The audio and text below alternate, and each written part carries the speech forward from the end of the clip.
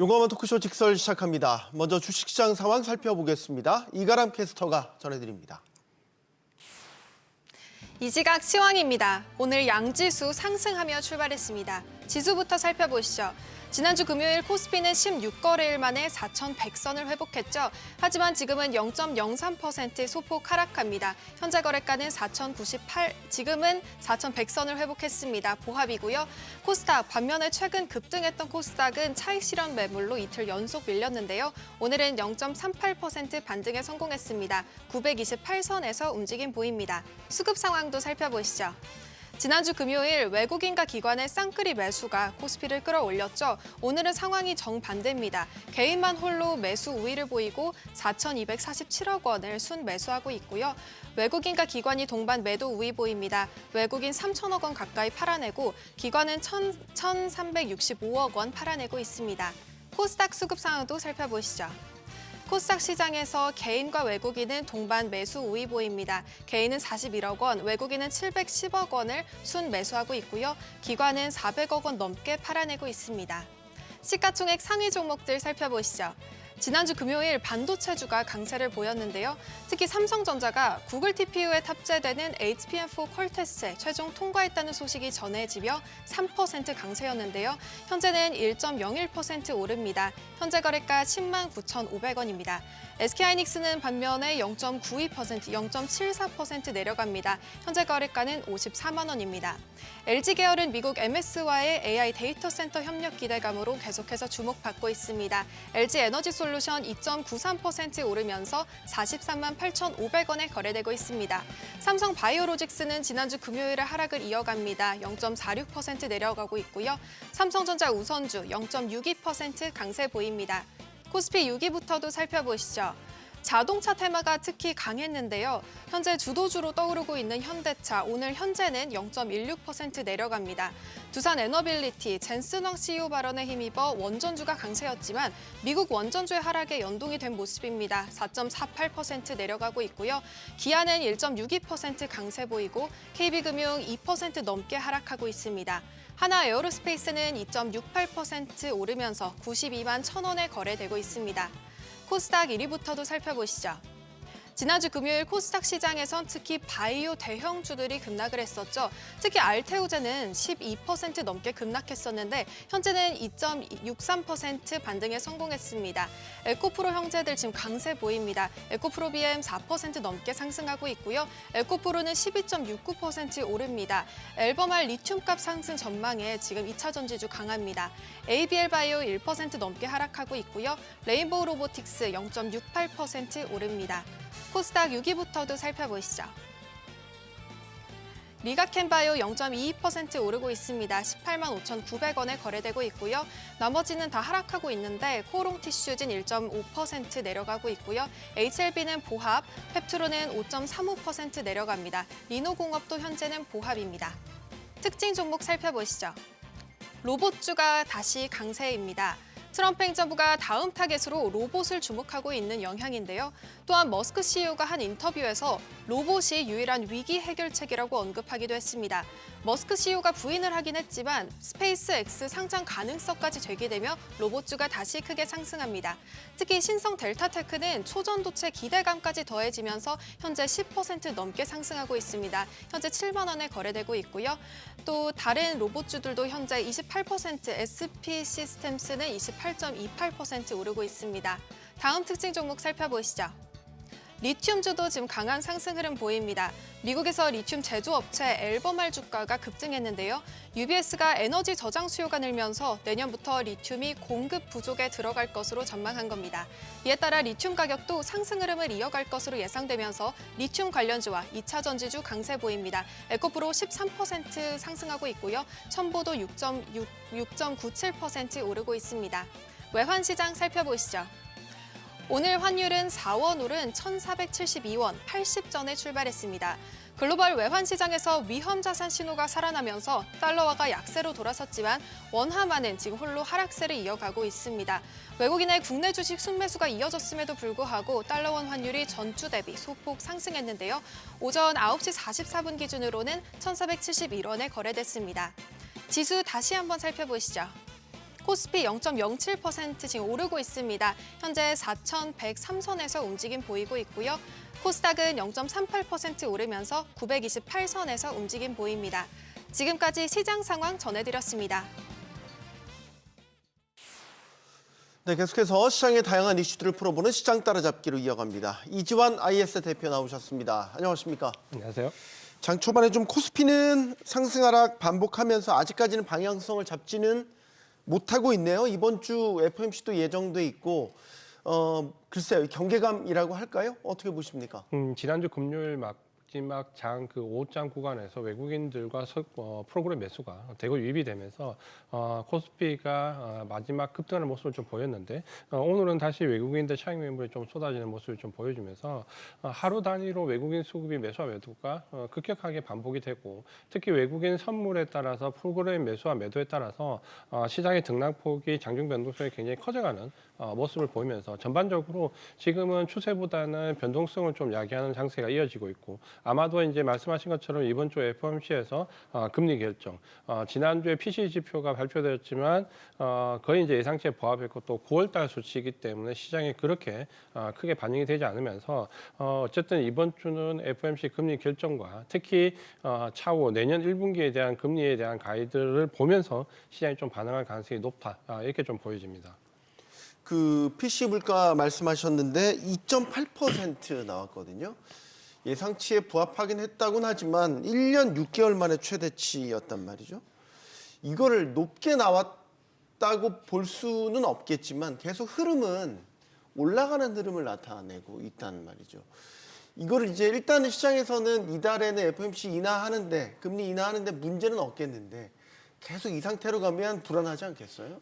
아무래도 이제 그런 부분 때문에 사실 셧다운 기간 동안 지표가 발표 안 되었기 때문에 상당히 궁금한 부분도 있었고 또 시차가 좀 있습니다. 9월달 내용을 이제 발표를 한 건데 9월달에 이제 상호 관세가 본격적으로 발효가 되면서 인플레이션에 대한 우려가 상당히 컸던 그 달이었거든요. 그러니까 그런 걸 감안하면은 그래도 어느 정도 안정적인 수치가 나왔다라고 보여지고 다만 이제 전체 절대 수치로 보면 전월에 비교해서 0.3%씩 올라가고 있는 모습을 보이고 있기 때문에 이런 부분들은 좀 우려스럽다. 지금은 이제 아직까지는 확실한 지표에 대한 판단보다는 우려와 기대가 좀 교차하는 부분이다라고 좀 보여지고 상호관세를 감안하면은 어느 정도 양호한 모습. 하지만 전월 대비 상승 폭을 본다면은 좀 우려스러운 모습. 아마 이런 부분이 좀 교차하고 있기 때문에 결국은 이번 FOMC는 25bp 금리 인하 가능성이 높지만 네. 25bp 인하 이후에 나오는 어떻게 보면 파월 의장의 멘트가 어떻게 나오느냐에 따라서 아마 시장 반응은 좀 많이 달라질 수 있다. 이렇게 좀 보여집니다. 네. 자, 원달러 환율 상황을 보죠. 지금 외국인 수급은 아주 매도세에선 좀 풀렸고 지난주에는 좀 외국인 기관 같이 동반 매수하는 모습을 보였단 말이죠. 환율도 1,460원대로 내려왔다가 1,470원대로 이제 왔다 갔다 하는 흐름이긴 한데 이번 주에 금리를 내린다면 확연히 이제 환율도 좀 떨어지게 될까? 이 부분은 어떻게 보세요? 아마 이제 금리가 떨어진다고 하더라도 한미 금리의 역전차가 한 번에 이제 해결되는 구간도 아니고 GDP 성장률의 차이가 있기 때문에 어느 정도 상승폭이 완화될 수는 있겠지만 뭐 기대하는 드라마틱한 하락은 좀 나오기 어려울 것 같다라고 좀 보여집니다. 최근에 이제 우리가 환율의 변화를 보면 사실 이전에는 우리가 금리가 높고 GDP가 우리가 성장률이 높은 상황에서 채권 시장이나 주식 시장에서 유입되는 외국인 자금에 따라서 단기적인 변동폭이 나왔는데 지금은 일단 근본적으로 구조적으로 우리가 원화가 강세로 갈 수 없는 상황에서의 채권 시장이나 증권 주식 시장에서의 외국인 자금 유입에 따라서 편차가 나오기 때문에 상당히 원화가 강세로 돌아서기는 어려운 모습. 다만 이번 금리 인하를 하면서 한미 금리 역전차가 조금 줄어들면 그래도 1,400원 50원대를 지향해서 좀 갈 수 있는 1,400원 아래로 가지는 않겠지만 적어도 1,400원대 중반을 넘어서지 않는 좀 어느 정도 저지할 수 있는 역할을 기대를 하고 있지만 쉽지 않아 보인다. 이렇게 말씀을 드리겠습니다. 네. 자, 지금 달러 인덱스는 98 수준까지 떨어지기는 했습니다. 그래서 달러 자체가 글로벌 통화 대비 뭐 아주 강세냐 그렇게 보기는 어려운데 특히 이제 원화 같은 경우는 원화 가치 자체가 떨어지는 요인들이 지금 작용하고 있다 이렇게 보여지고 중요한 건 이제 12월이고 연말이기 때문에 이 모든 상황들이 결국 산타랠리로 이어질 거냐 지난주에는 그 기대감이 좀 꽃을 피웠던 한 주였단 말이죠. 이제 빅 이벤트가 있는 이번 주는 어떻게 전망하십니까? 아마 이제 우리 증시는 산타랠리를 어느 정도 그 대비를 하시는 게 좋을 것 같습니다. 그러니까 전체적으로 외국인들 수급 구조를 보면 11월 달 급격하게 우리 시장에서 매도를 했는데 전체 매도했던 물량이 한 80% 이상이 SK 하이닉스 한 종목에 몰렸다는 점. 그러니까 시장 전체에 대한 매도는 아니라는 부분과 최근에 외국인들이 매수와 매도를 반복하고 있지만 프로그램 매수가 상당히 강하게 유입이 되는 부분이 있습니다. 아마도 이 부분은 연말 특히 이제 올해 같은 경우는 주주가치 제고에서 배당이 평년보다는 높을 걸로 기대하는 부분이 있기 때문에 배당을 노리고 들어오는 프로그램 매수 물량과 외국인 매수 물량이 맞물리면 연말에 산타랠리를 어느 정도 기대를 할 수 있다라고 좀 보여지고 다만 이제 외국인들이 최근에 매수하는 쪽은 굉장히 제한적으로 섹터를 유입하고 있기 때문에 배당 매력이 있는 금융이나 지주사 일부와 거의 AI 모멘텀을 받는 쪽에 국한되고 있기 때문에 산타랠리는 올 수 있겠지만 그 섹터는 좀 한정적으로 잡아야 된다 이렇게 말씀을 드리겠습니다. 네. 자, 이번 주에 미국에서는 브로드컴이라든지 오라클 실적이 나오잖아요. 그러니까 상당히 주목받는 기술주들의 실적이 나온단 말이죠. 만약에 오라클, 브로드컴이 좋은 가이던스까지 내놓게 된다면 시장에서는 AI 투자 계속한다. 이 믿음이 또 강하게 나타나지 않겠어요? 이런 것들이 사실 연말 산타랠리 하나의 재료가 되지 않겠습니까? 아마 충분히 그럴 개연성이 좀 있어 보이고요. 이번 주에 이제 발표되는 뭐 브로드컴이나 오라클 실적, 특히 이제 오라클은 눈높이를 낮췄고, 브로드컴이 이제 아마 좀 영향을 줄 수 있는데 맞춤형 AI 칩에 대한 수요가 높아지면서 기대치가 좀 높다는 점에서 브로드컴이 어느 정도 내년도 가이던스를 제시할 거냐 여부가 아마도 기술주의 단기 향방을 좀 가늠할 수 있습니다. 특히 이제 브로드컴은 최근에 구글의 TPU까지 어느 정도 발주에 대한 기대감이 크기 때문에 이게 내년도 그 실적 가이던스에 포함이 돼서 우리가 시장의 눈높이를 충족한다라고 하면 기술주의 어느 정도 랠리를 기대해 볼 수 있는 부분도 있고 마이크론 테크놀로지에 대한 실적 그 기대치도 상당히 높아져 있습니다. 마이크론 테크놀로지도 최근에는 삼성전자 하이닉스 HBM4 관련된 부분에서 좀 밀린다라는 느낌이 있지만 D램 자체의 워낙 가격 인상폭이 크고 HBM 캐파 자체가 크기 때문에 여기에 대한 기대치 특히 내년 1분기 그 실적 가이던스 어떻게 나오냐 여부고 이번 주는 아마 이런 종목들의 실적 발표에 따라서 전체적으로 기술주에 대한 랠리에 재점할 가능성이 상당히 있다 이렇게 좀 보여집니다. 삼성전자랑 하이닉스는 이제 양상이 바뀌었네요. 거의 한 달 사이에 판도 자체를 삼성전자가 뒤엎었어요. 하이닉스가 계속 조정을 받네요. 이거 언제까지 이 양상이 만들어지죠?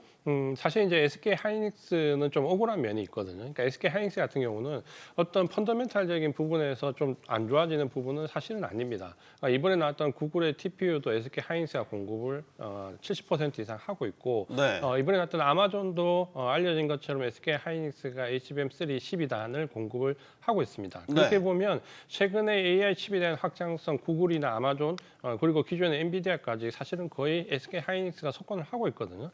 근데 이제 이런 부분들이 반영이 되면 주가는 올라야 되는데 사실은 수급적으로 우리나라에서는 외국인들의 매도세가 워낙 강하기 때문에 주가에 이제 이런 부분이 좀 반영되지 되고 있지 않고 오히려 삼성전자 같은 경우는 현재 공급이 확대되고 있는 부분은 없지만 향후에 TSMC나 SK 하이닉스 캐파가 한계에 부딪히면 어느 정도 삼성전자가 낙수 효과가 있다라는 부분 때문에 상당히 주가에 반영이 많이 되고 있습니다. 그러니까 이런 부분들이 하나의 변수고 또 하나는 HBM4가 결국은 이제 내년도 중요해졌죠. 왜냐하면 기존에는 그냥 업그레이드 차원이었는데 최근에는 구글이나 아마존 칩이 나오면서 뭔가 엔비디아가 이런 다른 AI 칩과 차별화를 이끌어낼 수 있는 기대치가 HBM4에 있고 루빈에 있는데 그러다 보니까 HBM4에 대한 중요성이 커졌는데 여기는 이제 삼성전자가 선방할 가능성이 있다라는 부분이 나오면서 전체적으로 삼성전자는 호재가 많이 반영되고 SK 하이닉스는 주가가 상대적으로 굉장히 많이 반영이 되었다라는 쪽에서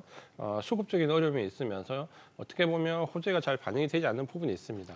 근데 이제 이런 부분들은 양사를 좀 어느 정도 적대시하기보다는 둘 다 제가 볼 때는 내년에 올라갈 가능성이 있다. 다만 삼성전자가 지금은 상승 가능성이 폭이 좀 더 클 수 있다는 점에서 두 종목 다 긍정적으로 보되 비중을 삼성전자에 조금 더 실어가는 방향으로 보시는 게 좀 유효할 것 같습니다. 네. 자, 그리고 지금 시장에서는 다시 로봇주에 대한 관심이 상당히 높아가고 있고 지난주에 미국 트럼프 행정부에서는 차세대 산업으로 로봇을 딱 점 찍는 뉴스까지 나오면서 더 뜨겁게 달궈졌어요.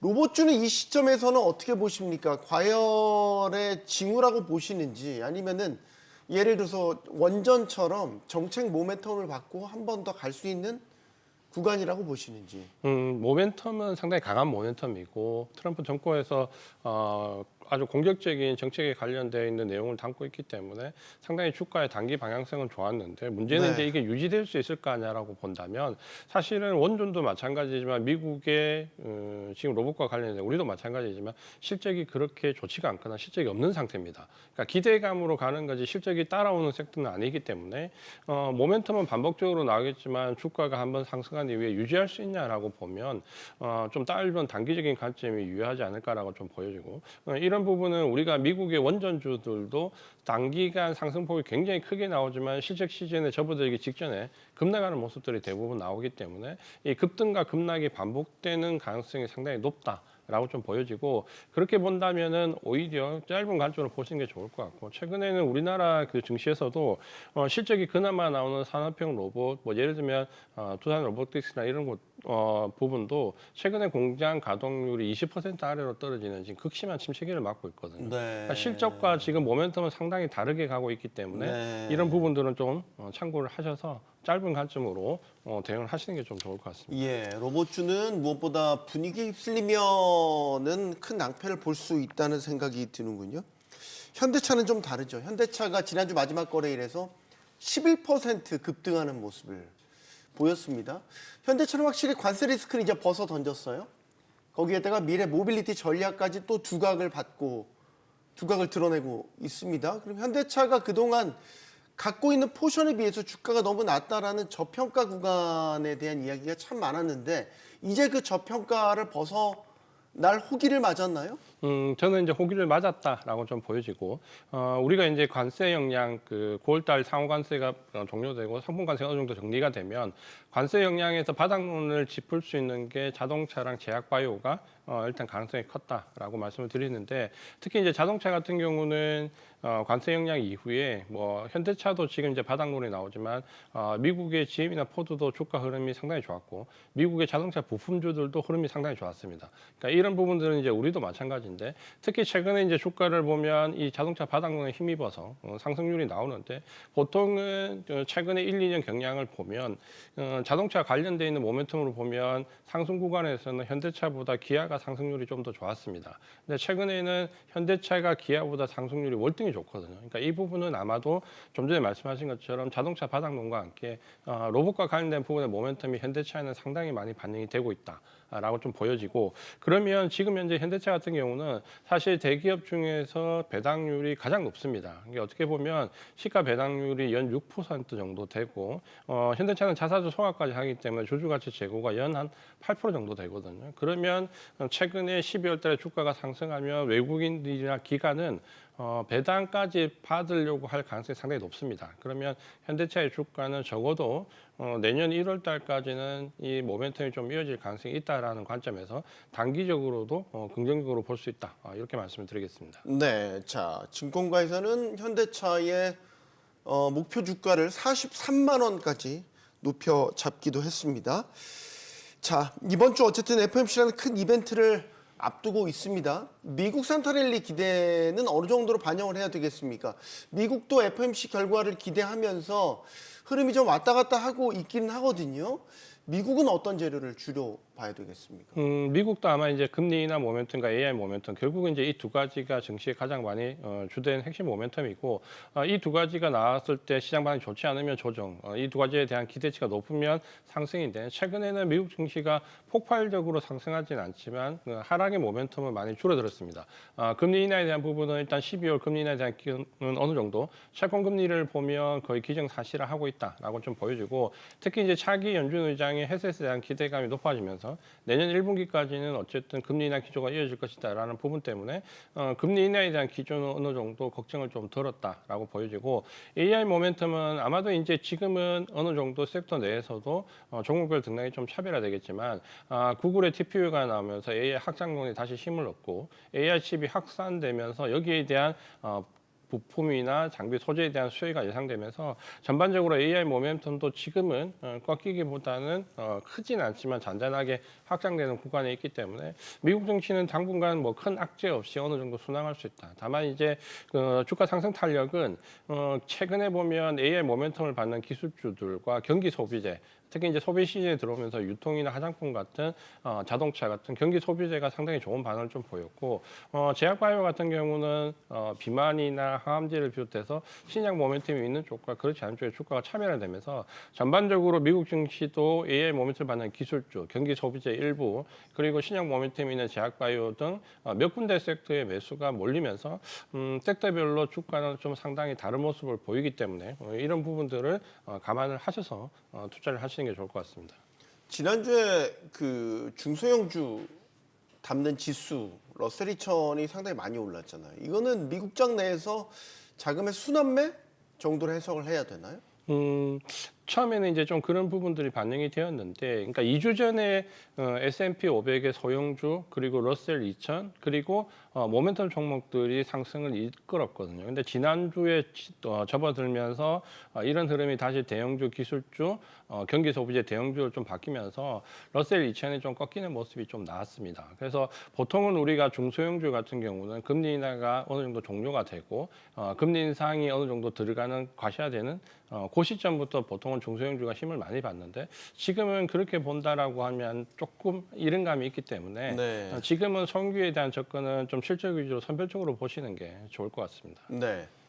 사실 미장도 조정을 받았다가 비트코인 가격이 약간 선행지표격으로 여겨졌거든요. 근데 비트코인 가격이 반등을 크게 하니까 위험자산 선호 심리가 회복됐다. 이러면서 미장도 같이 따라 오르는 이런 현상을 보였단 말이죠. 지금 비트코인이 조금 또 조정을 받고 있어요. 그럼 뭐예요? 이거 위험자산 선호 현상이 다시 또 죽은 건가요? 아마 이제 비트코인은 처음에는 우리가 유동성을 좀 측정하는 가장 바로미터로 인식을 좀 했고 우리가 9월달, 10월달 랠리 전에 조정을 좀 받을 때 유동성에 대한 어느 정도 걱정이 굉장히 컸을 때 알트코인들이 급락을 하거나 금값이 일부 하락했던 시점에서 어느 정도 유동성에 대한 바로미터로 봤는데 최근에는 그런 경향보다는 수급적인 부분, 특히 비트코인을 대량 보유했던 기관이나 ETF 물량들이 매도로 많이 전환이 되면서 전체적으로 유동성에 대한 측정보다는 보유하고 있는 측에서의 매도에 의한 차익 실현 물량이 크다라는 관점이기 때문에 아마 이제 이런 부분들을 본다면은 당분간 바로 급반등의 가능성은 수급적으로 조금 어려워 보이지만 걱정했던 유동성에 대한 부분은 크게 반영되지 않았기 때문에 점진적으로 시세는 회복될 가능성이 좀 있어 보입니다. 그러면 아마도 그 단기 조정 이후에 회복하는 흐름으로 내년 초반은 갈 가능성이 높기 때문에 이전에 유동성에 대한 그 가장 바로미터로 어느 정도 볼 수 있는 상품으로서의 위치는 조금 잃었지만 아마 회복력은 조금 나오면서 어느 정도 내년 1분기까지는 상승 추세로 감안될 가능성이 좀 커 보인다.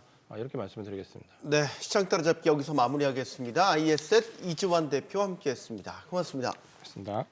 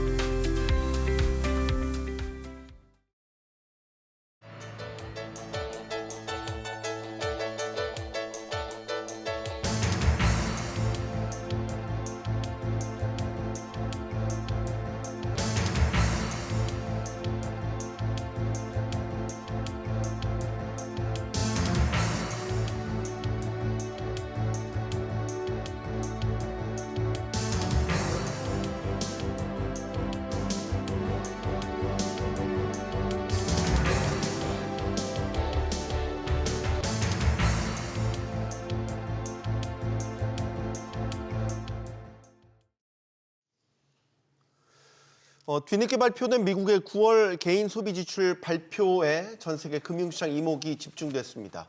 PC는 연준이 선호하는 물가 지표로 알려져 있죠. 앞으로 연준의 통화 정책 가늠자다 이렇게 볼 수 있습니다. 자, 이런 가운데 일본 중앙은행의 기준금리 인상이 임박했던 전망에 무게가 실리면서 투자자들이 고려해 봐야 될 변수가 하나 더 늘었습니다. 한미일 통화 정책 방향이 엇갈린 가운데 시장이 기다리던 산타렐레가 펼쳐질 수 있을지 지금부터 이야기 나눠보겠습니다.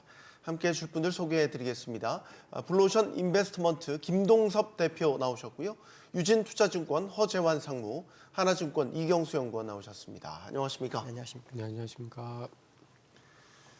용감한 토크쇼 직설은 SBS BG 뉴스 앱과 유튜브에서 실시간으로 시청하실 수 있습니다. 자, 셧다운 영향으로 43일간 아무 지표가 발표되지 못하고 있던 영향이었죠. PCE 개인 소비 지출 결과가 뒤늦게 나왔습니다. 이제야 9월치가 나왔습니다. 9월치가 나왔는데 숫자가 시장 예상치는 일단 부합했습니다. 2.8%. 1년 6개월 만에 최대 상승폭. 시장에선 1차적으로는 금리 인하에는 문제가 없을 것이다. 이렇게 보고 있는 것 같아요. 대표님. 사실 이게 물가 지표는 원래 목표치가 2%예요. 근데 이제 2%까지 못 갔는데 미국 시장의 아주 특징 중에 하나는 뭐냐면 시장에서 예상치를 미리 부여하고 그 예상치 안에 범주 안에 있으면 일단 시장은 좋게 봐요. 그게 네. 항상 미국 시장의 특징이거든요. 그러니까 이번에도 역시 마찬가지죠. 금리 인상을 과거에 해서 인플레이션을 낮추긴 했지만 목표치 못 왔어도 시장에서 원하는 금리 인하를 위해서는 현재 소비자 물가 지출, 개인 소비 지출이 그렇게 높지 않다라고 생각을 하는 것 같아요. 그래서 네. 저는 사실 이번에 뭐 금리 인하를 시장에서는 뭐 87% 이상을 보고 있는데 이게 맞는지에 대해서는 사실 고민을 좀 많이 하고 있고요. 더 낮을 수 있다고 보세요? 그러면? 글쎄요, 저는 낮다기보다는 그 인플레이션 지표가 정상으로 돌아오지 않은 상태에서 네. 고용의 악화의 문제를 가지고 사실 이제 금리 인하를 주도하고 있잖아요. 근데 이제 이 고용이라는 것도 어떤 과거의 어떤 금융시장의 문제라든가 경기의 문제 뭐 이런 것보다도 사실은 관세 문제로 인해서 이 제품 가격이 올라가는 그 이유로 인해서 이제 고용이 줄어드는 거거든요. 그래서 이게 금리 인하로 해결할 수 있을까에 대한 의문점을 갖고 있기 때문에 사실 뭐 유동성 공급에 대한 기대감은 상당히 크죠. 하지만 그 과거의 어떤 금리 인하와 지금의 금리 인하는 매우 다른 상황일 거라는 생각을 하고 있기 때문에 이게 효과가 있을까? 또 연준에서도 일시적으로 압박에 의해서 금리를 하는 거 아닐까? 뭐 그런 생각을 좀 해보는 과정으로 생각하고 있습니다. 네. 자, 일단 물가 지표에 대한 해석 한 분씩 더 들어보죠. 상무님은 어떻게 보세요? 2.8%. 예, 뭐 말씀하신 대로 꽤 높은 편이죠. 사실 2.8%면 엄청 높은 편인데 네. 그래도 이제 연준에서 이제 물가를 그러니까 금리를 결정하는 데 있어서 굉장히 중요하게 보는 PCE, 그다음에 PCE 중에서도 이제 에너지와 그 식품을 뺀 이제 코어 PC를 많이 보게 되는데 이 물가가 사실은 이제 올해 2월 달에 한 3%를 달성을 하고 난 다음에 지금 계속 그냥 그 수준에 머물러 있습니다. 그래서 이런 걸 보면은 어쨌든 뭐 물가가 높긴 하지만 관세 때문에 연초에 많은 분들이 걱정을 했었던 관세발 인플레는 아직까지는 뭐 아주 심각하게 걱정할 정도는 아닌 것 같다. 네. 이런 상황이다 보니 뭐 고용도 조금 나빠지고 트럼프 대통령도 워낙 압박하고 이제 그러다 보니까 이제 좀 인하 쪽에 굉장히 좀 무게가 실리고 있는 걸로 좀 볼 수 있을 것 같고, 근데 이제 제가 보기에는 사실 미국이 금리 인하가 반드시 필요한 상황은 저는 아니었다라고 생각을 하고 있습니다. 네. 그리고 아마도 이렇게 침체가 아닌 상황에서 이렇게 보험적인 성격으로 금리를 인하를 하게 되면 오히려 그 이후에 자산 가격이 생각보다 많이 올라가면서 그게 나중에 또 다른 인플레를 자극시킬 수 있는 우려가들이 있기 때문에 뭐 사실 이거는 지금 뭐 인플레가 있을 거냐 없을 거냐라기보다는 아마 내년 중반 이후에 다시 한번 문제가 좀 될 수 있지 않나 이렇게 보고 있습니다. 네.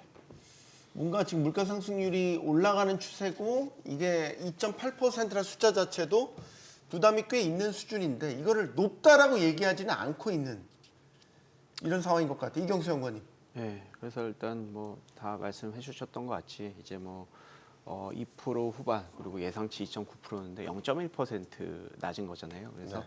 어떻게 보면 이 인플레이션은 계속 좀 유지가 되고 있다 이렇게 우리가 해석을 해야 될 것 같습니다. 그렇지만 어떻게 보면 시장 참여자들은 이제 예상치 대비해서 낮은 물가에 대해서 좀 환호를 하는 것 같고요.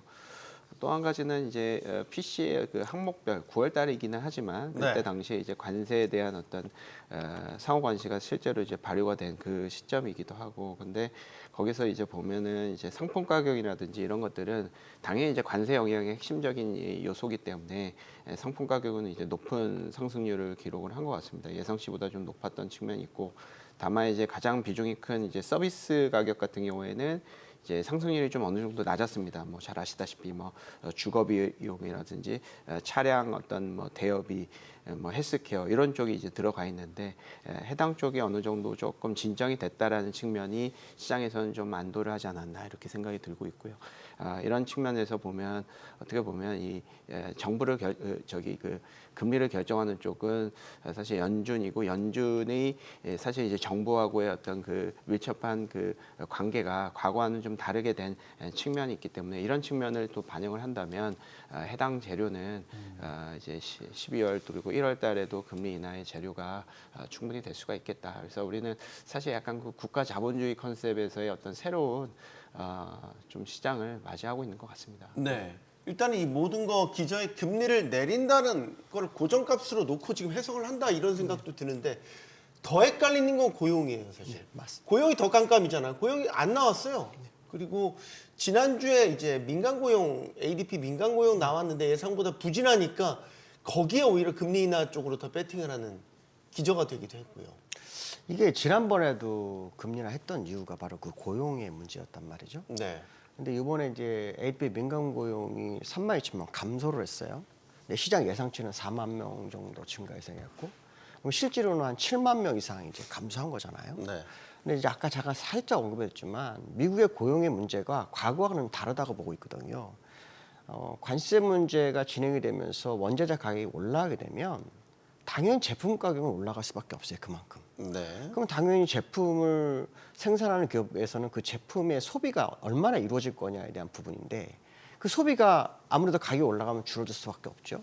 그럼 기업 입장에서는 이 매출을 늘려야 되는데 늘리지 못했을 경우 영업이익이 낮아지니까 이 영업을 낮추기 위해서는, 영업이 낮아진 부분을 해소하기 위해서는 생산비를 줄여야 되죠. 네. 그럼 생산비 요소에서 가장 줄이는 거 할 수 있는 게 아무래도 고용이 가장 크겠죠. 네. 그러니까 실제로 고용이 굉장히 줄어들고 있는, 그러니까 감원이 좀 많이 되고 있는 상황이거든요. 그래서 그런 부분을 본다 그러면은 사실은 이제 이게 고용에 의해서 금리 인하를 해가지고 시장을 다시 부양을 하겠다라는 의지의 방향이 많이 다르다는 거죠, 과거하고. 그래서 아까도 잠깐 말씀드렸지만 금리 인하가 정말 이번에 관세 문제로 촉발된 고용 문제를 해결할 수 있을까에 대한 의문점이 굉장히 많거든요. 그래서 연준도 지난번에 어떤 얘기를 했었냐면 고용 때문에 금리를 하지만 그 이후 애틀란타 연은 총재 같은 경우에는 무슨 얘기냐면 이제는 인플레이션을 다시 봐야 된다 그런 얘기로 가버렸거든요. 근데 이게 고용의 문제가 정말 시장에 큰 문제로 된다면 계속 저걸 가지고 연준도 계속 해석해 나갔어야 되는데 연준에서 갑자기 고용에서 인플레이션을 방향을 바꿨어요.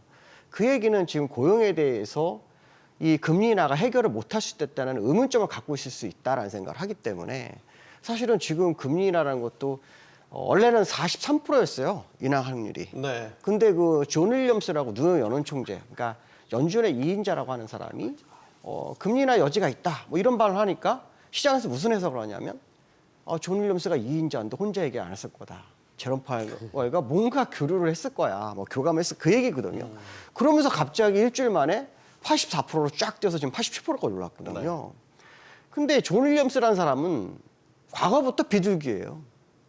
과거부터 부들겼기 때문에 그가 말하는 거는 거의 매는 없었습니다.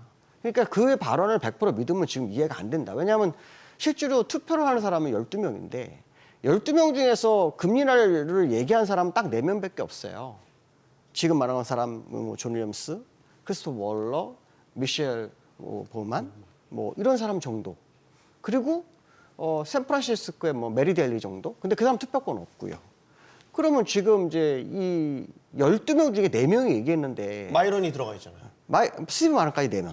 네. 네, 그 4명입니다. 딱 뭐 4명만, 이러냐면 확실히 네 명만 국민의힘 얘기했어요. 쪽이죠. 네. 그리고 나머지는 없어요. 근데 이 4명이 전부 다 거의 대부분 트럼프 일기 때 이제 지명된 사람들이거든요. 그런데 그들이 분위기를 조장하니까 이제 거기에 존 윌리엄스가 이제 약간 분위기를 돋군 거거든요. 그래서 저는 의문이 많은 거예요. 8대 4인데 이게 가능할까? 특히 제롬 파월이 아직 임기를 마무리를 안 했어요. 아무래도 뭐 레임덕 뭐 얘기도 나오긴 하지만 트럼프가 얼마 전에 그 크리스마스 전에 차기 의장 지명을 하겠다라고 얘기했는데 지금 뭐 내년은 넘어갔거든요. 그러니까 분위기가 뭐냐면 뭔가 바뀐 거로 보이거든요. 근데 자꾸 시장에서는 금리 인하를 요구하니까 사실 개인적으로 매우 두려워요. 왜냐하면 분명히 고용으로는 금리 인하는 맞는데 저 고용의 원인이 문제가 다를 수 있다는 부분 하나. 두 번째는 뭐냐면 연준 내부에서도 전체 숫자 중에 4명 정도만 그 얘기를 하고 있다는 거.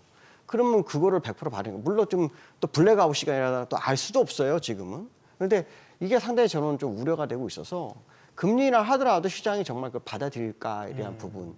그러니까 그 모든 사람이나 연준 모든 어떤 그 의원들의 분위기가 다르다라는 거죠. 이 부분이 특히 저는 이제 지난번에 말씀 애틀랜타 연원청의 라파엘 보스텍을 굉장히 중요하게 보는 사람인데 그 사람이 뭐라 그러냐면 지난번에 금리 인하할 때 고용에 문제가 있다라고 하면서 금리 인하를 딱 발언하면서 바로 금리 인하로 바뀌었거든요. 그러고 난 다음에 그 사람이 인플레로 갔어요. 그러고 난 다음에 2월 28일 날 이제 사임을 하는데 그는 여전히 지금 금리 인하를 얘기를 안 하고 있어요. 그래서 저는 뭔가 좀 이상하다라는 생각이. 옛날에 제임스 블라드가 그 역할을 했거든요. 제임스 블라드가 그 얘기를 하면 그대로 갔던 연준의 모습이 있었는데 그 이후에는 라파엘 보스텍이 그 영향을 끼쳤는데 지금 이제 임기 끝나기 전까지 아무 말은 없는데 정말 이해가 안 된다. 그래서 저는 이 고용의 문제가 결국 금리 인하의 어떤 트리거가 되고 있고 가능성을 열어두는 건 맞지만 이거에 대한 의문점과 연준 내부의 지금 어떤 분열에 대한 부분 이런 것들이 현실적으로 이번 FOMC에서 드러날 거다라는 생각을 한번 해보고 있어서 한번 좀 지켜봐야 될 것 같습니다. 김동숙 대표님은 의외의 반란의 결과가 나올 수도 있다라는 거죠. 가능성이 항상 있는 내포하시면서 거니까. 말씀을 하시는 것 같아서 정확히 말씀하면 CME 패드워치 데이터도 금리 선물 참가자들의 폴이잖아요, 폴. 그 사람들 사실 이런 얘기 듣고서는 아 그래 생각 바뀌었어 나 이쪽 이게 이제 계속 실시간으로 반영이 되는 거니까 김동석 대표님의 생각처럼 마음속에 품고 있는 그 미국 쪽 금리 선물 참가자들이 많아질 수도 있는 거죠. 그거는 뭐 막판까지 가봐야 될 것 같단 말이죠. 근데 이제 중요한 건 고용 지표는 상당히 헷갈린다는 거죠. 예를 들면 우리가 공식적으로 데이터로 쓰는 비농업 부문 고용부가 노동부가 내놓는 비농업 부문 고용이 상당히 오랜 기간 안 나온 상태에서 보조 지표들로 우리가 지금 계속 판단을 하고 있잖아요. 예를 들면 주간 실업수당 청구 건수는 또 많이 줄었네요. 이거는 이제 줄면 오히려 고용이 좋다는 뜻이니까 서로 이제 각기 다른 결과들을 내놓고 있으니까 이 제대로 된 판단을 지금 우리가 하고 있는 것인가 계속 의문을 갖고 있어요, 성우님. 네. 근데 이제 제일 말씀하신 거에 그 질문에 이제 답이 있는데요. 사실 이제 경제 지표 측면에서 봤을 때 가장 미국의 고용을 효과적으로 가장 일관성 있게 볼 수 있는 데이터는 미국 노동부에서 발표하는 이제 신규 고용 건수입니다. 네. 근데 이제 이게 지금 안 나오다 보니까 이제 다른 이제 보조 지표로 판단을 좀 하고 있는 과정에서 이제 너무 이제 엇갈리는 신호들이 좀 나오고 있는데, 그러니까 제가 생각할 때는 이제 주간 신규 실업 수당 청구 건수 같은 경우에는 이것도 굉장히 좀 신뢰도가 있는 지표이긴 하지만 이것은 고용 지표라기보다는 해고가 얼마나 늘어나는지를 보여주는 지표인 것 같습니다. 그러니까 지금 이제 주간 실업 그 수당 청구 건수가 이제 크게 늘지 않는다라는 거는 일단 해고가 많지는 않다. 그러니까 이제 미국 기업들이 특히 그 코로나 이후에 워낙 심각한 그 인력 부족 문제를 한번 겪었기 때문에 미국의 기업들이 아주 쉽게 지금 해고는 하고 있지 않다. 이렇게 좀 봐야 될 것 같고, 그런데 왜 그러면 ADP 같은 이런 이제 다른 보조 지표들 또는 민간 지표에서 고용이 감소한 거로 나타나냐? 그러니까 결국은 이 ADP 지표는 사실 이제 그 노동부에서 발표하는 그 정식 이제 고용 지표보다는 약간 그 일관성이나 정확도에 있어서 좀 떨어집니다. 네. 왜냐하면 이 ADP 지표는 주로 이제 소기업들도 많이 들어가 있고, 그래서 이제 전체를 판단하기보다는 약간 부분을 가지고 좀 해석을 해야 되는 그런 상황이기 때문에 약간의 좀 정확도는 좀 떨어진다라고 보여지고요. 근데 이제 왜 그럼에도 불구하고 왜 민간의 고용 지표가 떨어졌느냐? 결국은 해고는 별로 없지만 미국 기업들이 지금 새롭게 신규로 고용을 안 하고 있다는 뜻인 것 같아요. 그래서 지금 미국은 침체, 뭐 예를 들어서 뭐 줄 도산, 뭐 거기에 따른 사람 인력을 엄청 자르는 그런 그 고용 시장은 아닌 거고, 다만 지금 관세 이후에 그리고 지금 AI 그 등장과 함께 아마도 신규 고용을 안 하거나 꺼리는 그런 분위기 속에서 미국 경제를 좀 봐야 되지 않나라고 좀 보여집니다. 미국은 해고가 자유로운 나라잖아요. 그리고 뭐 고용도 그때그때 경기 상황에 따라서 계속 하고, 그러니까 탄력적으로 노동시장이 경기 상황을 반영해서 계속 대응을 하지 않습니까? 이경수 연구원님은 지금 미국 고용 상황을 어떻게 보고 계시는지요? 고용이 일단은 추세적으로 떨어지고 있는 건 맞는 것 같습니다. 고용 시장은 이제 경기의 상황보다는 더 크게 악화되고 있는 것 같습니다. 이를테면 이제 ADP 이제 고용 그 데이터를 보면 기본적으로는 이제 평균적으로는 10만, 20만 정도가 평균적으로 가고 뭐 좋을 때는 이제 뭐 70만, 80만 이렇게 고용이 되고 이런 측면이 있었는데 지금은 거의 이제 10,000명 수준, 이제 10만 미만 수준으로 이제 뭐 이제 예상치 대비해서 좋게 나오고 나쁘게 나오고 이런 식으로 되고 있기 때문에 추세적으로는 이제 고용 지표는 좋지 않다 이렇게 좀 해석을 해야 될 것 같습니다. 다만 이제 지금 보면 주가는 그렇지가 않잖아요. 미국 주가는 이제 사상 최고치고 사실 이 간접적인 효과가 분명히 경기 지표에도 있을 것 같습니다. 아무래도 미국 같은 경우에는 이제 주주환원율이 한국보다 좀 높고 이렇게 높은 이제 주가 그리고 높은 실적을 가지고 주주환원을 하거나 뭐 이제 주주환원 이제 자설 매입소가 그리고 배당을 하면서 개인 소득이 좀 높아지면서 정부 그 경기라든지 잠재 성장률을 좀 높이는 그런 측면. 아무래도 이제 이런 것들이 소비에도 연관이 될 수가 있기 때문에 네. 그런 측면이 반영이 될 것 같고요. 다만 이제 고용 지표 중요한 것은 기본적으로 이제 연준에서 타겟을 하고 있는 컨셉이기도 하지만 고용이 좋지 않다는 것은 이제 트럼프 정부에서의 어떤 지지율이라든지 정책적인 어떤 그 카리스마의 영향을 분명히 줄 수 있는 요인이기 때문에 어찌됐건 지금 이런 환경에서는 트럼프 정부가 이제 연임을 하고 계속해서 지지율을 높이고 지방선거에서도 이제 승리를 하기 위해서는 기본적으로 고용을 좀 잡으려고 하는 그런 측면이 되지 않을까 이렇게 생각이 들고 근데 이게 보면 주시장이 올라간다고 해가지고 이제 하위 계층들이 또 좋아지는 것은 아니잖아요. 고용이 개선이 되거나 네. 그래서 기본적으로는 지금은 어찌됐건 미국 정부가 생각하는 대로 흘러가지 않을까라는 생각을 가지고 있어서 네. 기본적으로는 이제 금리가 인하가 될 가능성이 높다 이렇게 판단을 하고 있습니다. 금리 인하는 뭐 아직까지는 대세는 인하 쪽에 이제 무게가 실리는데 10월 FMC에서 파월의 입도 궁금하고 전원 일치인지도 이제 궁금하고 이제 몇 가지 관전 포인트들이 좀 있을 것 같아요. 김동수 대표님. 저도 이제 그 부분 되게 중요하게 보는데요. 네. 일단 2026년도하고 27년도에 그 금리 중간값이 3% 중초반대거든요. 네. 이제 이 변화가 있는지를 봐야 되고 얼마 전에 그 후보 연구소에서 그 연설했었던 그 제롬 파월 아무 말이 없었어요. 힌트를 시장에 주지 않는 아주 묘한 항상 뭔가를 주거든요. 네. 근데 그 주지 않는 것도 사실 좀 이해가 안 되고요. 사실은 이제 제가 이제 우려하는 것은 이번에 이제 제롬 파월이 연임은 안 하지만 이사에 남을 것 같다는 생각이 조금 들어서. 네. 근데 과거에 그 연준 의장은 무조건 이제 퇴임을 했어요. 거의 대부분 퇴임을 했는데 이 사람 남을 것 같은 생각이 들어요. 왜냐하면 이 사람은 굉장히 정치적인 분 중에 한 명이었거든요. 근데 네. 그가 트럼프하고 약간 같이 결을 가다가 갑자기 바뀌었어요. 어느 순간인가. 그래서 지금 제가 볼 때는 남아가지고 뭔가 조율을 할 것 같다는 생각이. 왜냐하면 실제로 아드리아나 쿠클러 자리를 들어갈 수 있거든요. 그래서 그 1월에 그 들어갈 수 있기 때문에 아마 그것에 대한 부분도 사실 12월이니까 나올 것 같은 생각이 들거든요. 그래서 일단 점도표의 흐름이 좀 더 낮은 지수로 가는지, 그 다음에 제롬 파월이 시장에 대한 뷰를 어떻게 전환하고 아까 말씀처럼 자기가 연준 의장을 나왔을 때 이사로 남을 건지에 대한 포인트, 이런 것들이 시장에는 상당히 의미를 부여할 것 같은 생각이 들거든요. 물론 네. 과거의 사례를 보면은 대부분은 그냥 퇴임을 했어요. 근데 이번에는 남을 수 있다라는 묘한 어떤 뉴스들이 계속 많이 나오고 있어서 네. 그것들을 그냥 지나치기에는 크거든요. 왜냐하면 지금까지 트럼프가 금리 인하를 원할 때마다 제롬 파월이 완전히 도와주지 않는 그런 모습이 있었는데, 그런 사람이 이사에 또 나오면 또 문제가 되는 게 뭐냐, 그 내부에서의 어떤 이때까지 만장일치를 많이 가던 연준이 만장일치가 아닌 상황이 나올 수도 있는 부분이 있을 수 있거든요. 아까 네. 말씀한 것처럼 4명은 강력하게 주장하는데 나머지 사람들은 아직 특별한 언급이 없었던 그 상황. 그러면 그들은 고심을 하고 있거나 아니면 생각이 없거나 둘 중에 하나이겠죠. 만약에 생각이 있으면 벌써 분위기가 달라질 수 있는데 그렇지 않은 부분도 조금 이해가 안 되는 부분이라서 그런 부분들을 한번 요번에 한번 확인해야 되는 아주 중요한 부분. 왜냐하면 아까 여기 앞에서 말씀하신 것처럼 내년도 금리 인하에 대한 부분이 현실적으로는 지금 가능성이 높게 되는 건 맞아요.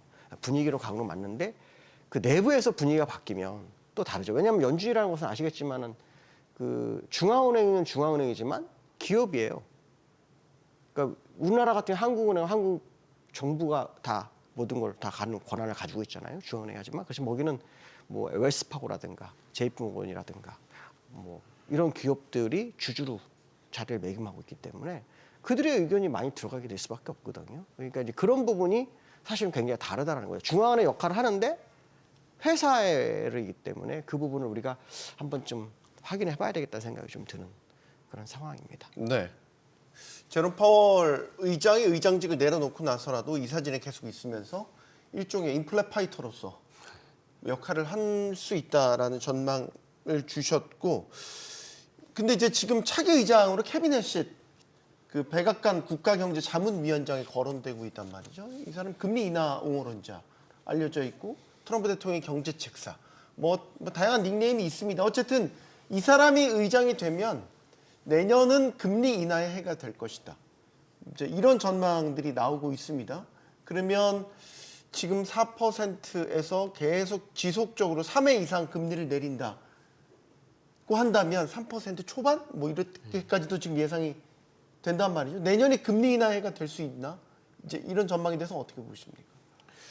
저는 금리 인하의 해가 될 것 같긴 한데요.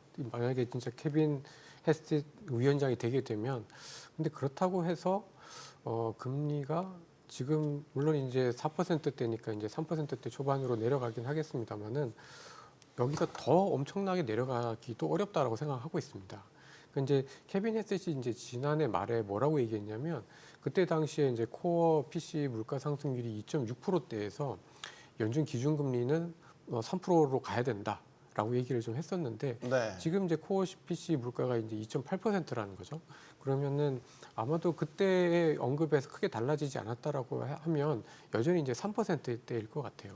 그러면 이제 지금부터 해서 한 4번, 12월 이번 달까지 포함해서 이제 4번 정도인데, 4번이면은 사실 이제 내년 상반기 정도에 끝나버리는 거고, 네. 사실 오히려 내년 5월 이후에 그 케빈 해스릿이 이제 진짜 연준 의장이 됐을 때에 미국의 물가, 그다음에 미국의 금리 수준이 이미 예를 들어서 3%대라고 하면은 추가적으로 인하를 할 수 있는 폭은 그렇게 크진 않을 거다라고 저는 좀 생각이 좀 들고, 이분도 사실은 이제 저금리 논자이긴 하지만 자세히 살펴보면은 이분의 특성이 뭐냐면, 그러니까 물가가 잡히는 거를 전제로 해서 저금리거든요. 그러니까 그냥 무조건 저금리는 아니에요. 그러니까 물가가 더 이상 자극되지 않는 한에서 지금 미국의 기준금리가 5%대였으니까 그 작년에는 이제 3%대로 낮춰야 된다라는 거지, 계속해서 무조건 저금리는 아니거든요. 그리고 그래서 제가 생각할 때는 금리 인하가 이제 아마 이제 케빈 해스릿이 되게 되면은 시장에서는 금리 인하 쪽으로 방향은 갈 텐데, 아마 그래도 금리 인하 폭이 시장에서 예상하는 것보다 훨씬 더 커지기보다는 한 번 정도 더 인하를 하는 정도일 것 같고 그 상황에서 이제 미국의 물가가 예를 들어서 계속해서 3%대를 향해서 간다고 하면은 추가적인 금리 인하 폭은 더더욱 크진 않을 거다. 그래서 저는 시장의 어떤 그 이런 기대가 아마 오히려 케빈 헤셋이 그 의장이 될 때가 정말 피크가 되지 않을까라고 생각하고 있습니다. 내년도 증시가 예를 들어 S&P 500 기준으로 10% 안팎으로 더 오를 것이다 이런 이제 전망치들 나오더라고요. 근데 이제 그거는 금리 인하도 상당 부분 반영한 지수라고 봐야 되잖아요. 근데 상무님 말씀처럼 만약 한 차례 정도에 그친다면 증시에도 상당히 이거는 영향을 주겠는데요. 그렇죠. 아무래도 지금 이제 미국 빅테크의 밸류에이션 논란이 상당히 큰 상황에서 네. 미국 시장 금리 자체가 이 주시장의 어떤 밸류에이션에 상당히 큰 영향을 줄 거라고 좀 생각을 하고 있고 아무래도 이게 자꾸 저는 이제 미국 정부 얘기를 자꾸 많이 하게 되는데 미국 정부 입장에서는 지금 이제 AI 기반의 그 글로벌 패권을 다시 중국과의 격차를 벌리겠다 이런 컨셉으로 초당적인 어떤 집중을 하고 있는 상황이기 때문에 아무래도 이제 인플레이션에 대한 가능성은 분명히 있겠지만 낮은 고용 측면에서의 어떤 것들을 상당히 좀 부각을 시키면서 고용을 올릴 때까지의 어떤 그 금리 인하를 계속해서 좀 명목상으로 계속 밀지 않을까 이렇게 생각을 하고 있고요. 그런 측면에서 지금 이제 미국의 그 빅테크의 어떤 실적 추정치 같은 경우에는 계속 올라가고 있는 측면이 있습니다. 그래서 금리가 어느 정도 조금 뭐 지금 이제 횡보가 되면서 한국의 어떤 그 주시장의 어떤 미국이나 한국의 어떤 밸류에이션 측면에 좀 잣대를 좀 높게 본다고 하더라도 어느 정도 이거를 이제 컨트롤할 수 있는 그런 측면이 있다라고는 생각을 합니다. 그래서 지금은 아무래도 그 미국의 어떤 이 금리 인하는 전체적인 AI 패권을 가지고 오기 위한 어떤 성결적인 요건이기 때문에 네. 금리 인하를 상당히 어떤 데이터 기반이 아닌 정치적으로 몰고 갈 가능성이 높고 그런 측면에서 빅테크의 AI 기업들은 이를 이제 이용해서 여러 가지 뭐 캐펙스 투자라든지 무인도의 사업을 계속해서 영위하려고 하는 그런 흐름들이 일단 내년에 주로 이제 많이 나타나지 않을까 이렇게 생각을 하고 있습니다. 자, 새로운 이슈로 가보죠. 미국 금리 인하에 대한 전망 우리가 그동안 줄기차게 신경 쓰면서 봐왔는데 새로운 변수가 일본이 등장을 했죠. 일본은행 총재가 금리 올릴 것처럼 얘기를 해서 한번 발작이 났습니다. 여전히 걱정되고 있고 이제 이번 주 FMC 있고 다음 주에 일본 중앙은 통화정책회의 금리 결정을 합니다. 이제 일본이 금리를 올린다라는 거는 이제 엔화의 흐름, 엔캐리의 흐름이 이제 좌지우지되기 때문인 거잖아요. 네네. 실제로 이걸 얼마나 걱정해야 될 요소라고 보십니까?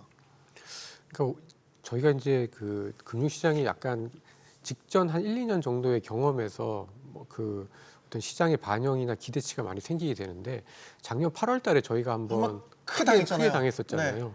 그때 뭐 엔비디아 주가 뭐 한 20%씩 빠지고 뭐 난리 쳐가지고 또 이제 이게 일본이 금리 올리면은 이제 엔캐리 청산되면서 이제 일본 자금이 많이 간 걸로 추정되는 뭐 나스닥이라든지 미국 주가 흔들리고 저희도 이제 아시아도 좀 흔들리는 거 아니냐 이런 네. 걱정들을 많이 하시는데 올해 들어서 나타난 좀 특징 중에 하나는 뭐냐면 미국과 일본의 어떤 예를 들어서 10년짜리 국채 금리 차이가 줄어들고 있거든요. 그럼에도 불구하고 생각보다 엔이 그렇게까지는 강하진 않습니다. 그러니까 이게 조금 이제 작년까지는 안 나타났던 현상인 것 같고, 그러니까 일본이 이제 금리를 올린다. 그리고 일본이 지금 재정이 계속 풀고 또 이제 일본이 기준금리를 올린다라고 생각하면 사실은 이제 그러면서 일본 금리가 엄청 올랐는데요. 올랐음에도 불구하고 엔이 강해지진 않고 있다라는 건데 이게 이제 아마도 지난 여름하고는 조금 다른 것 같긴 합니다. 그러니까 작년 여름에는 일본이 이제 0%에서 처음으로 이제 금리를 이제 올리면서 그때는 50bp 올렸죠. 예, 그때는 시장을 예상도 잘 안 했었을 뿐더러 이게 이제 제로 금리에서 드디어 이제 플러스 금리로 가는 금리 인상의 시작이다라는 어떤 그런 의미가 굉장히 좀 컸었던 것 같고요.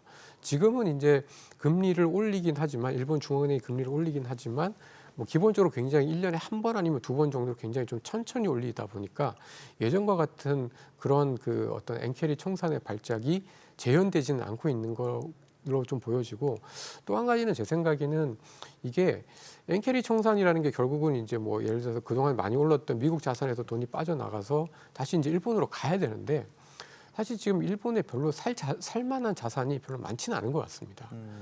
그러니까 왜냐하면 뭐 지금 다 AI 시대라고 하는데 네. 일본에서 과연 AI로 인해서 그 돈을 벌고 같이 수혜를 누릴 수 있는 기업이라고 해봐야 뭐 소프트뱅크 정도, 그다음에 반도체 장비 업체들 정도인 거지. 사실 미국의 빅테크 기업이 여전히 AI에 있어서 패권을 어느 정도는 좀 가지고 있다. 이렇게 생각을 해보면 사실 이제 엔캐리 청산의 발작이 작년 8월과는 같지는 않을 거다라고 저는 좀 생각이 좀 들어서 네. 이거에 대해서에 대한 우려를 너무 크게 가져갈 필요는 없다라고 생각합니다. 이경수 의원님, 또 엔캐리 청산이 많이 작년에 이루어졌다고 그러던데요? 물량 많이 없다고 뭐 그러던데. 이것도 맞는 분석인가요? 글쎄요. 그러니까 청산이 이루어졌다면 사실은 뭐 나스닥이 다 지금 집에 갔대요. 갈 길 다 그렇게 되기 찾아갔다는데. 어려울 것 같고 저는 근데 엔캐리 청산이 사실 엔캐리 청산 위기라는 것 때문에 금융 자산이 이제 뭐 급락을 하는 게 아니라 네. 예를 들면 이제 그 핵심적인 건 그건 것 같습니다. 이제 미국의 어떤 그 침체 우려라든지 예전에 98년도에 LTCM 사태라든지 뭐 금융위기 사태라든지 이런 컨셉에서 달러가 떨어졌을 때 그럴 때 이제 파생이 되는 것이 달러 하락과 이제 그런 현상이 일어난 상황에서 엔캐리 청산이 일어나는 것 같거든요. 그래서 엔캐리 청산 같은 경우에는 미국 경기라든지 미국 AI 테크 기업들의 어떤 이슈가 있어서 달러 인덱스가 떨어지는 상황에서 그런 측면에서 이슈가 돼서 엔캐리 트레이드라는 그 후행성 측면에서의 그 이제 작용이 있으면 이제 반작용이 있는 것 같이 이런 반대급부에 있는 것이 엔캐리 청산이 원인이 돼서 금융자산이 망가지긴 어려웠다고 생각을 하고 있거든요. 그래서 지금 이제 미국 경기는 이제 글로벌 국가 측면으로 봤을 때 이제 가장 좋은 수준이기 때문에 엔캐리에 대한 어떤 뭐 중장기적 어떤 그 위험성이라든지 그런 리스크는 분명히 있을 수는 있겠지만 기본적으로 미국 경기가 안 좋아져야지 나타나는 그런 시그널로 저는 그렇게 분석을 하고 있습니다. 네. 시장에서 지금 우려하고 있는 이 엔캐리 청산에 대한 부분은 좀 과도한 측면이 있다라는 게 두 분의 공통적인 의견이신 것 같아요. 김동수 대표님. 일반적으로 이제 어떤 현상이 벌어질 때 한 방향으로 가다가 방향을 꺾을 때가 가장 항상 문제가 되는 거거든요. 그러니까 미국, 일본 같은 경우에도 계속 제로금리까지 가다가 네. 갑자기 금리를 돌려 세웠잖아요. 그러니까 시장에서는 설마 했는데 하니까 충격이 온 거죠. 그래서 코스피 같은 경우에 뭐 8%, 코스닥 11%, 작년 8월 5일인가 막 그럴 거예요. 급락을 했어요. 근데 그 이후로 이제 분위기는 뭐냐면 어차피 금리 인상할 거야라는 분위기가 굉장히 크다라는 거죠. 그 얘기는 무엇이냐면 시장에서 투자가들이 어느 정도 면역을 갖추기 시작했다라는 생각을 해야 될 것 같고요. 실제로 비거주 엔화 저축 같은 거 보시면은 대출 잔액이 많이 줄었어요. 네, 줄었기 때문에 일단 시장의 경계감은 분명히 있지만 네. 그것이 과거 8월 5일 때보다는 좀 덜할 거라고 판단하고 있고요. 어차피 일본이 그 방향으로 가야 하는 상황 속에서 미국은 금리 인하를 유도하는 상황이기 때문에 아마 일본은 금리 인상을 하고 미국은 금리 인하를 하면서 방향성을 선에 이렇게 좀 조율하는 것 같으로 보이거든요. 그래서 과거처럼 1년 전처럼 시장에 충격은 좀 없을 거라고 좀 보고 있고요. 사실은 제가 아까 캐비넷 시대에서 뭐 연구를 좀 한 게 있었는데 그 얘기 좀 하고 싶었었는데 그 그래요? 얘기 못했어요. 네. 너무 안타까웠던 부분이었는데 뭡니까? 미국 시장에는 이제 캐비넷 시시 원래 그 감세하고 금리, 저금리를 굉장히 주장하는 사람이라 해서 네. 굉장히 기대가 커요. 근데 한편에 두려움을 갖고 있는 게 하나 있는데 이게 뭐냐면 1970년도에 아서번스라는 그 의장이 있었어요. 아주 유명한 의장이죠. 네. 그때 닉슨 대통령이 재선에 성공하고 싶어갖고 계속 금리 압박을 해요. 네. 그래서 금리 인하를 해요. 했는데 하필이면 그게 베트남 전쟁이 터지고 그다음에 석유 1차 파동이 생기면서 문제가 아주 심각해서 짧은 경기 침체를 겪었거든요. 미국에서는 항상 특징 중에 뭐냐면 과거 데이터를 절대 무시 안 해요. 과거 데이터에 이런 일이 있었다 그러면 그거를 항상 다시 대자배로 가져와서 분석하거든요. 지금 미국이 딱 그 상황에 와 있다는 거죠. 그래서 아까 말씀한 것처럼 금리가 3% 만약에 진짜 금리나 해시되면 3%대는 자기가 그냥 시장의 안정감을 주기 위해서 발언한 거고요. 아마 되면은 정말로 제로금리까지 갈 확률이 높다고 보고 있고요. 그게 만약에 아까 말처럼 아서번스 같은 문제가 발생할 수 있다라는 게 미국에서 아주 중요하게 생각하는 부분이거든요. 그래서 우리가 그럼 캐비넷 시시 제2의 아서번지가 될 수 있다고 뭐 보시는 거예요? 가능성에 대한 부분을 열고서 시장을 보니까 아서번지 후임으로 폴 볼커가 나와서 미친 듯한 금리 인상으로 뭐 그런 적도 있었죠. 시장을 아주 예, 공포에 그런- 떨게 예, 했죠. 그런 적이 있었기 때문에 이제 과거 데이터를 미국은 아주 중시하는데 지금이 아마 그런 상황으로 일부가 보고 있는 걸로 있어요. 그래서 저는 이 사람이 해시시 분명히 금리 인하론 자기 때문에 뭐 3% 제시했던 거로 끝나지 않을 것 많이 되면은. 그래서 아마 제롬 파월도 거기에 자리를 매김하고 있는 거 아닐까. 왜냐하면 견제구가 필요할 수 있는 것은 전 의장의 발언이 굉장히 크거든요. 만약 전 의장이 없으면은 다 딸려가지만 전 의장이 있으면 그 안에서 방어벽이 되거든요. 그리고 2028년 되면 트럼프 임기 끝나니까 딱 그때까지 방어가 돼요. 근데 재미난 건 제롬 파월도 공화당이라는 거예요. 아주 이것도 특징 중에 하나입니다. 민주당도 아니고 공화당인데 그렇게 좀 다른 생각 가지고 있다는 거. 그래서 그런 부분 한번 말씀드리고 싶었습니다. 네. 제2의 아서번지가 될 것인가? 역사는 반복된다. 미국 연준의 역사를 한번 되짚어보는 시간이었습니다. 자, 우리 시장으로 가보죠. 우리는 그럼 어떻게 합니까? 우리는 금리 내릴 수 있습니까? 지금 이창용 한국은행 총재가 이 블룸버그 통신 인터뷰에서 이제 요상한 말을 하면서 한번 국고채 금리가 확 튀어 올랐죠. 금리 인하 기조를 끝낼 것처럼 그 뉘앙스의 발언을 했습니다. 이거 얼마나 현실 가능한 이야기라고 시나리오라고 보십니까? 금리 인상은 쉽지는 않을 것 같고요. 근데 이제 지금 분위기상으로는 내년에도 금리는 거의 못 내릴 가능성이 굉장히 좀 커졌다라고 좀 봐야 될 것 같습니다. 네. 그러니까 이제 지난 9월 18일 날 이제 미국 연준이 이제 금리 인하를 재개한 이후에 지금 한 3개월 정도 지났잖아요. 근데 미국의 금리는 거의 안 올랐어요, 의외로. 10년짜리 국채 금리만 보면. 근데 저희가 한 60bp 넘게 올랐고 일본이 한 35bp 정도 금리가 올랐는데 그러니까 이제 일본하고 저희가 이제 공통점은 내년에 재정을 많이 쓴다라는 공통점이 있고 네. 또 이제 환율이 약해서 이제 지금 안에서 느껴지는 이제 소비자 물가가 생각보다 지금 빠르게 높아지고 있다라는 공통점이 있거든요. 그래서 지금 한국은행은 금리를 내릴 그러니까 환율하고 이제 부동산 가격 때문에 금리를 내리기가 되게 좀 쉽지는 않은 상황이라서 아마도 이제 내년에도 거의 동결로 갈 가능성이 굉장히 좀 커졌다. 이렇게 좀 봐야 될 것 같은데, 근데 이제 제가 생각할 때는 이제 만약에 정말 내수를 생각한다면, 그리고 저희 분석으로는 3분기 때 이제 저희 경제 성장률이 생각보다 많이 튀어 올랐잖아요. 1.3% 전분기 대비 성장을 해서 많이 올랐지만 아마 4분기는 이제 그렇게까지는 못 오를 거고 조금 둔화가 될 거라서 아마도 이제 좀 분위기는 또 내년 하반기 이후에 아마도 이제 그리고 내년 하반기가 되면은 그 기저 효과가 끝나면서 아마도 내년 하반기가 되면 또 성장률이 약간 둔화가 될 거라 제가 생각할 때는 동결하다가 아마 내년 중반 이후에 또 다시 이제 뭐 인하에 대한 이야기들이 조금씩 터져 나오지 않을까 그렇게 좀 예상을 하고 있습니다. 그 이경수 연구님, 우리는 환율 고려를 해도 금리를 내리는 게 쉽지 않은 거죠. 다른 변수 다 빼놓고요. 뭐 부동산 가격이 이유가 됐기도 했었고 했었는데 지금 이제 뭐 이창용 총재도 그렇고 이제 서학개미 처음 얘기를 꺼내신 분이 아마 저 이창용 총재이신 것 같아요. 그리고 연기금 얘기도 했습니다. 연기금이 무리하게 해외 투자를 많이 했다. 죄송합니다. 그 연기금 얘기를 이창용 총재가 하셨고 서학개미 얘기도 총재? 뭐 했었나요? 쿨하다. 요즘 젊은이들한테 미국 주식 왜 투자하냐? 네. 쿨하지 않냐? 뭐 이런 식으로 얘기해서 화제 더하기 논란을 일으킵니다. 그렇죠. 그런 측면이 있기 때문에 지금 이제 금리를 인하하기는 좀 어렵다. 그러니까 한국의 어떤 그 내부 펀더멘탈 컨셉으로 보면은 이제 금리를 내려야 되는 것은 맞기는 한데 기본적으로 이런 식으로 금리를 인하하게 되면 전반적으로 환율에 더 이제 악영을 미치는 상황이 있기 때문에 기본적으로 이런 측면 그리고 서학개미 같은 경우에도 올해 거의 이제 40조 원에 가까운 금액을 미국 투자를 했습니다. 이 금액은 이제 최근 3년 다 합쳐봐야 20조 조금 넘거든요. 그러니까 올해 상당히 좀 무리하게 해외 투자를 한 것은 많습니다. 근데 이제 내년에도 이렇게 강하게 미국 증시를 살 거냐 이거에 대해서는 또 가봐야지 아는 거거든요.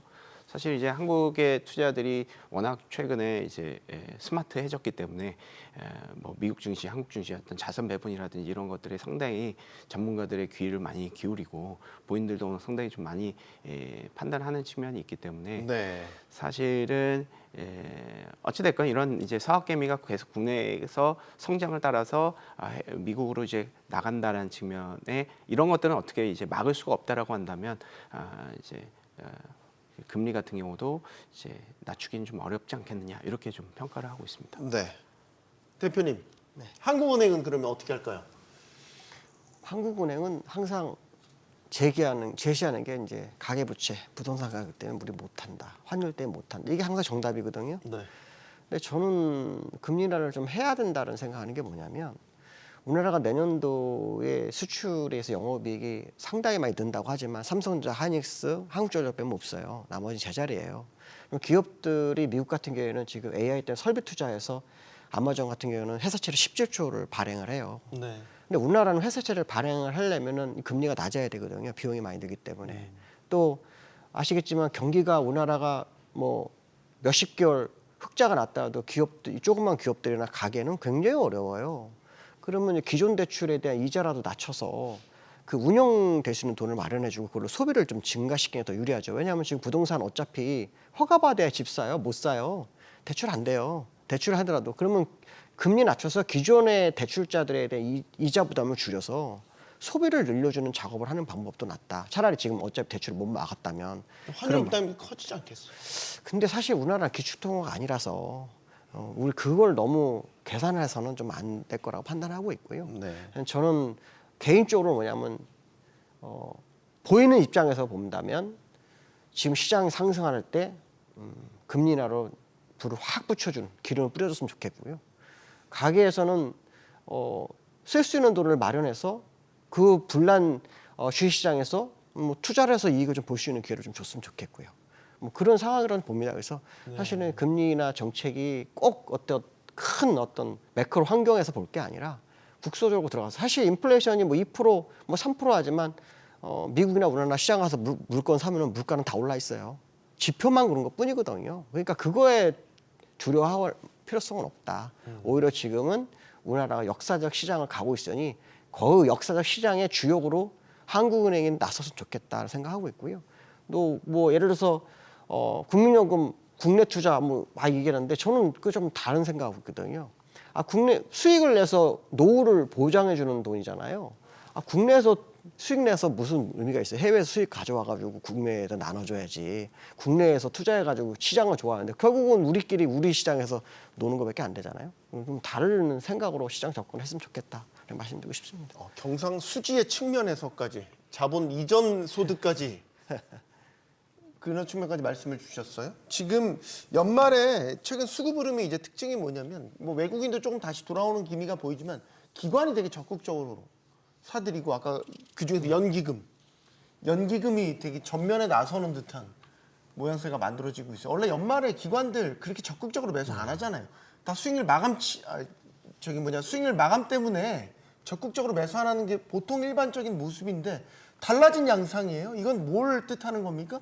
내년도 한국 증시에 대한 기대가 반영된 겁니까? 그런 제 생각에는 그런 것도 있긴 한데 네. 그거보다는 지금 사실 이제 9월달 이후에 삼성전자와 하이닉스 두 종목이 너무 오르다 보니까 대부분의 그 기관 투자자들이 그렇게 수익률이 아주 좋지는 않습니다. 그러니까 왜냐하면 삼성전자, 하이닉스는 그 펀드 내에 들어갈 수 있는 비율이 딱 정해져 있잖아요. 네. 근데 지금 뭐 삼성전자, 하이닉스를 비롯한 반도체 업종이 저희 시가총액에서 차지하는 비중이 거의 한 35%까지 크게 올랐기 때문에 아마도 웬만한 펀드들은 거의 대부분 그 시장 대비해서 수익률이 지난 한 10월달, 9월달, 10월달 이후로는 크게 좋지는 못했을 걸로 추정이 되고 대신에 이거를 이제 극복하는 방법으로 오히려 이제 상장 지수 ETF, 특히 이제 뭐 지수 ETF를 이렇게 사게 되면은 그만큼 또 그 삼성전자나 하이닉스를 못 사는 부분들을 오히려 좀 다시 회복을 할 수가 있기 때문에 그런 차원에서 저는 오히려 최근에 기관들이 예를 들면 이제 지수 ETF를 사는 걸로 좀 이해를 해야 되지 않나라는 생각이 좀 들어서 오히려 연말을 앞두고 그동안 이제 벤치마크 인덱스 대비해서 상대적으로 좀 수익률이 안 좋았던 펀드들이 따라잡기용으로 MSCI 한국 지수라든지 이런 지수 ETF를 네. 아주 사고 있다. 이렇게 저는 좀 해석을 하고 있습니다. 예. 코스피가 4,100선 회복했습니다. 의미 있죠. 16거래일 만에 회복을 했으니까요. 이제 4,200선 최고점까지 다시 좀 시동을 건 모습이란 말이죠. 연말 산타랠리 기대하시는 분들 많이 있으니까 일단 그 다음 목표치는 4,200 같아요. 맞습니다. 그렇죠? 예, 일단 뭐 연기금 얘기 조금 더 말씀을 드리면 네. 저희 이제 국민연금의 총 자산의 규모 자체가 2022년도부터 2023년도, 2035년도까지 요 최근 10년간 있잖아요. 요 10년간이 총 자산의 그 급증 가속도가 가장 높은 구간입니다. 그래서 지금 이제 연금의 계획은 그렇습니다. 지금 국내 주식 비중이 거의 18%로 상당히 높은데 네. 요거를 29년도까지 13%로 낮출 거다라는 것을 이미 예고를 했어요. 그래서 이제 일각에서는 이제 국내 주식 비중을 낮추면 연기금 국내 증시를 판다라는 것이 기존의 이제 속설이었는데 제가 이제 계산을 해보니까 13%로 낮추고 요거를 계속 유지를 한다라는 가정을 하더라도 22년도에서 23년도 죄송합니다. 25년도에서 35년도 요 10년 동안 국민연금이 국내 주식을 거의 100조 원 이상을 매수를 해야 됩니다. 평가의 기준이 100조 원이 넘어가야 돼요. 신규 매수 기준으로요? 100조? 아닙니다. 그 평가 기준입니다. 평가 기준. 예, 그래서 주가가 올라가면 뭐 250억이 250조가 360조가 돼야 되기 때문에 네. 그 정도 주가가 올라가려면 거의 이제 50%가 올라가야 되는 거잖아요. 그렇게 되지 않는다라는 가정에서는 국민연금이 국내 증시를 사야 되는데 문제는 지금 지수가 많이 올라와 있는 상태이기 때문에 기본적으로 지금 상황에서는 중소형주라든지 뭐 코스닥에 대해서 관심을 가질 수밖에 없겠죠. 지금은 베타보다는 알파에 대한 집행을 하고 있는 것으로 알고 있고 약간 주가가 빠질 때 다시 이제 어느 정도 대형주라든지 인덱스를 집행을 할 가능성이 높습니다. 그래서 기관들의 어떤 그 수급의 특징은 국내의 어떤 그 주식을 갖다가 지수를 갖다가 레벨업 시키는 외국인들의 역할이라기보다는 기본적으로 약간 커버드 콜처럼 좀 빠질 때 이제 등판을 해서 마무리 투수같이 약간 좀 올려주고 이거 빠지는 그런 컨셉으로 예상을 해야 될 것 같아요. 그래서 저는 내년에 어떤 그 지수를 갖다가 뭐 이렇게 계속해서 레벨업 한다 이렇게 기대하기보다는 이런 연기금 수급이 있기 때문에 기본적으로 이제 종목 장세라든지 중요주 장세 이런 부분이 국민연금이라든지 국민연금이 위탁을 주는 기관 투자자들한테 전문성이 있는 부분이기 때문에 이런 알파 투자가 내년에 상당히 좀 성행이 될 것 같고 그렇다고 뭐 지수가 뭐 떨어진다는 얘기는 아닙니다. 지금 지금 정부에서의 어떤 배당 분리과세라든지 최대 세율도 25% 낮춰졌다라는 부분이 기본적으로는 회사의 어떤 그 배당 공시로는 전혀 이어지진 않고 있어요. 다만 네. 저희는 이제 뭐 일부 자동차 기업도 보면 배당 성향이 25%가 안 돼서 지금 배당 분리과세의 조건에 해당이 되지 않거든요. 요거에 해당하기 위해서 전반적으로 특히나 이제 대기업들 그리고 반도체라든지 뭐 자동차라든지 은행이라든지 어느 정도 현금 보유가 있는 기업들은 배당 상향을 통해서 한국의 전체적인 어떤 주주환원율에 일조할 가능성이 높다라고 봅니다. 그래서 이것은 중장기적인 우리 한국 시장의 알파 컨셉, 그러니까 한국 시장의 어떤 강세의 어떤 이제 핵심적인 부분이라고 보고 있고 내년에 이익이 뭐 55% 증가해서 내년 영업이익이 420조에 육박하는 그런 전망치, 완전 사상 최고치죠. 네. 이런 측면도 중장기적인 상당히 우상향 곡선이 코스피에는 계속 이어지지 않을까 이렇게 생각을 하고 있습니다. 코스피로 따지면 4,200. 코스닥으로 따지면 제가 그냥 1,000이라고 얘기를 할게요. 1,000선 회복. 연말, 연초. 우리 이걸 사실상 이걸 산타랠리라고 해야 되지 않겠습니까? 한국 주식. 900에서 1000 가는 건 좀 쉽지 않긴 하는데요. 어쨌든 뭐 가능성에 대한 부분이 열려 있고요. 지금 외국인들이 들어오고 그 MSCI ETF로 사는 거에 대해서 많은 생각을 해봤는데 이제 매크로 환경으로 한번 생각해봤어요. 일단은 미국이 감세 정책을 필 것 같고요. 그다음에 금리 인하를 시동을 걸잖아요. 네. 그 부분과 그래도 우리나라가 뭔가 이슈가 있어야 되잖아요. 이제 자사주 소각에 대한 부분이 뭐 상법 개정안이 마무리될 확률이 좀 있다고 봐야 되고요. 그다음에 우리가 우려했던 아까 앵크리 트레이드가 예상 밖의 충격이 없을 수 있다라는 걸 생각한 어떤 자금이 시장을 이끄는 거 아닌가. 그렇다면은 이번 이제 10일 날 아까 제가 우려했던 부분 FMCA에서 엉뚱한 일만 벌어지지 않으면 네. 산타랠리 가능성에 대한 부분을 상당히 열어두고 볼 필요성이 있다고 보고 있고요. 만약에 그 문제가 제가 생각했던 우려가 현실이 되면 생각지 않은 시장에도 올 수 있는 부분이 있어요. 근데 신기하게도 맥쿼리 증권에서 내년도 우리나라 지수를 6천을 제시했거든요. 내년도에 6천을 제시했어요. 이거 얼마 전에. 그러면 우리가 내년이라는 게 이제 얼마 안 남았잖아요. 시작이. 네. 그렇다 그러면 그 6천을 바라본 매수세가 들어올 거에 대한 뭐 기관의 매수세, 선점 뭐 이렇게도 해석이 좀 된다는 생각이 좀 들었어요. 그래서 아마도 그런 어떤 외국계 증권사에서 내년도라고 명칭해서 지수를 제시한 게 아마도 우리나라 기관에서도 매수하는 중요한 이슈가 됐던 게 아닌가 뭐 이런 생각도 듭니다. 맥쿼리 증권이 내년도 코스피 6천을 전망해 준 건 고맙긴 한데 40%가 코스피가 오른다는 얘기잖아요. 올해도 뭐 그만큼 이상 올랐는데 뭐 못 오른다고 말할 수는 없죠.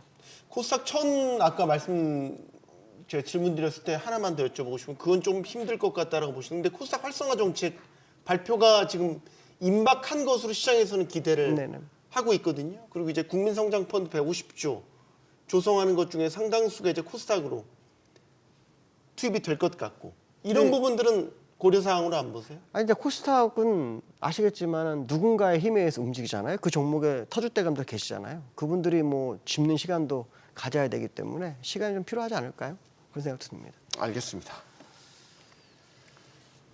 자, 현재 증시는 분명히 금리 인하 기대감으로 움직이고 있습니다. 금리 인하가 산타 랠리로 가는 필요 조건일 수는 있겠는데 충분 조건까지 되는지는 의문입니다. 경제의 펀더멘털, 즉 성장률, 소비, 고용, 기업들의 실적까지 종합적인 여건이 갖춰졌는지를 신중히 따져보시기 바랍니다. 토론 마치겠습니다. 여기는 모든 경제가 모이는 SBS 비즈입니다. 시청해주신 여러분 고맙습니다.